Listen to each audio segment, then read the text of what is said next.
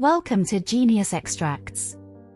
Today we are going to list out 15 movies which are historically accurate and well directed.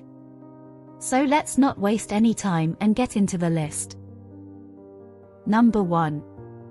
Spotlight. The Boston Globe's genuine investigation into sex abuse claims in the Roman Catholic Church served as a major inspiration for the plot of the 2015 film Spotlight. In the early 2000s, the Boston Archdiocese was reached by a network of abuse and cover-up, as revealed by the investigative journalism team of the Boston Globe. Many of the discoveries from the real inquiry were immediately included into the movie, which has since received praise for its realism.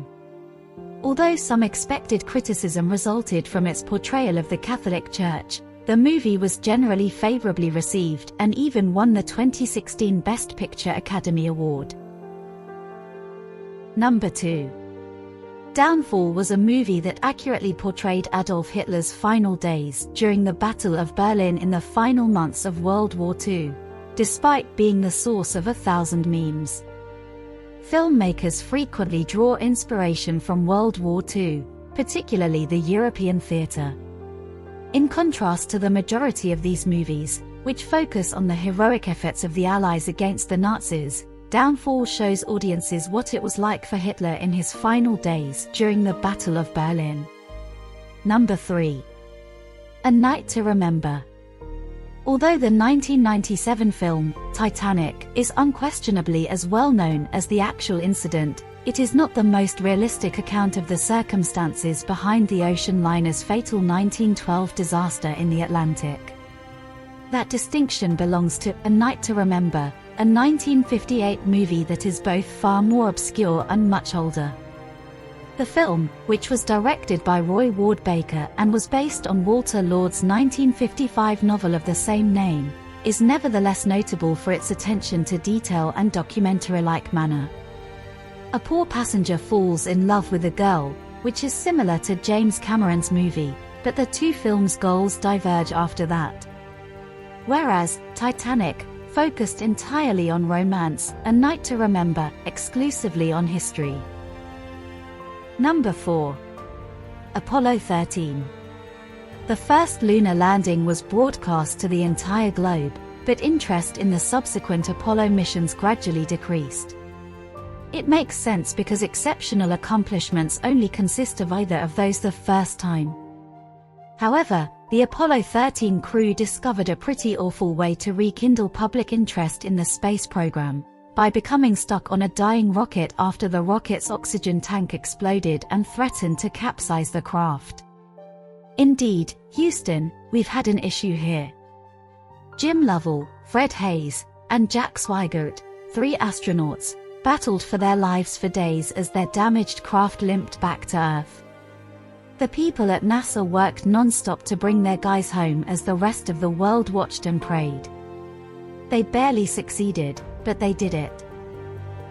Number 5. Moneyball. One of the most well-known seasons in modern baseball history is chronicled in the book Moneyball.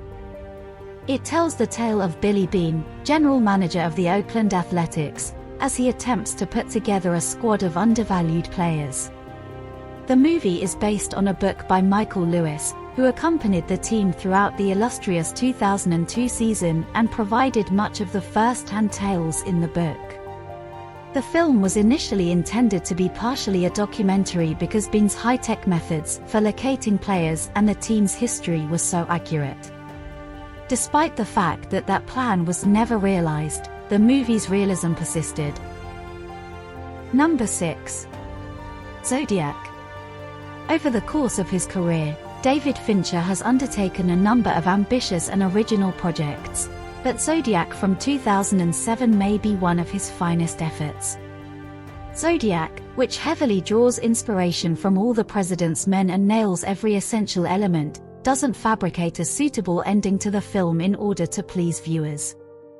Instead, it embraces the story's relevance to real-life situations, which adds character and earns the movie an A+ for historical authenticity. Number 7. Tora Tora Tora. Possibly one of the most significant occasions in American and Japanese history was the attack on Pearl Harbor. And the cast and crew of this movie distinguish it from other movies that wildly exaggerated historical details. Tora Tora, as a cooperative production between the two nations featured in the movie, Tora made the groundbreaking choice to include all sides of the tale in the film's development. Research that draws information from a variety of sources, rather than just one, is sure to produce a much more accurate representation than a biased viewpoint. Number 8. The Wolf of Wall Street. The Wolf of Wall Street, a Martin Scorsese film, is based on the life of Jordan Belfort, a former stockbroker who became a fraudster. The movie follows Belfort as he rises to the top through a variety of dubious tactics. The movie has drawn criticism for celebrating Jordan Belfort's actions, refusing to downplay any of his criminal escapades or hedonistic tendencies, yet Jordan Belfort himself makes a cameo appearance in the movie. Whatever its original intent, The Wolf of Wall Street is still the best choice for historical authenticity. Number 9. The Pianist.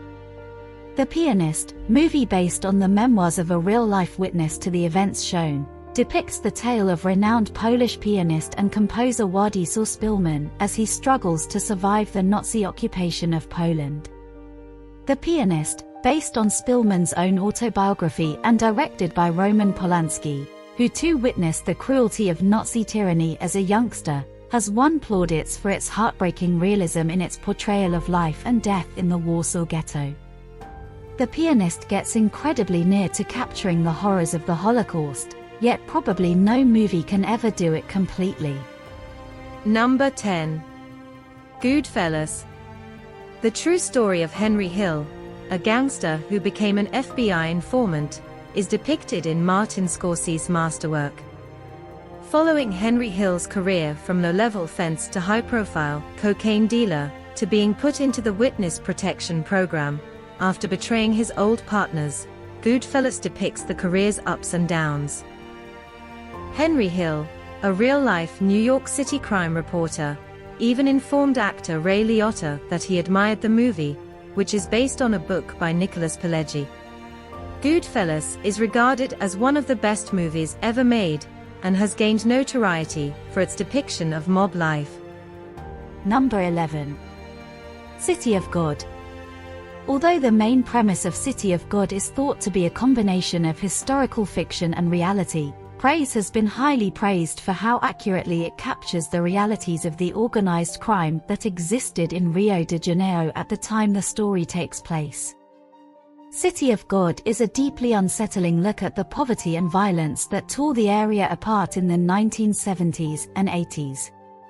It was filmed in Brazil and featured a large number of cast members who actually lived in the neighborhood that served as the film's inspiration. One of the best non-English language movies of all time, City of God was made as a hybrid of a documentary and a story. It doesn't hold back in addressing any of the awful events. Number 12. 127 Hours. The movie, 127 Hours, which is based on Aaron Ralston's autobiography Between a Rock and a Hard Place, describes his life-or-death experience after getting stuck behind a rock in Utah's Canyonlands National Park. With only a modest supply of food and water, a pocket knife, and a camcorder that he used first as a journal and then as a last will and testament, Ralston was imprisoned for more than 5 days. Ralston understood he was going to die and that his only chance of escaping was to amputate his own arm.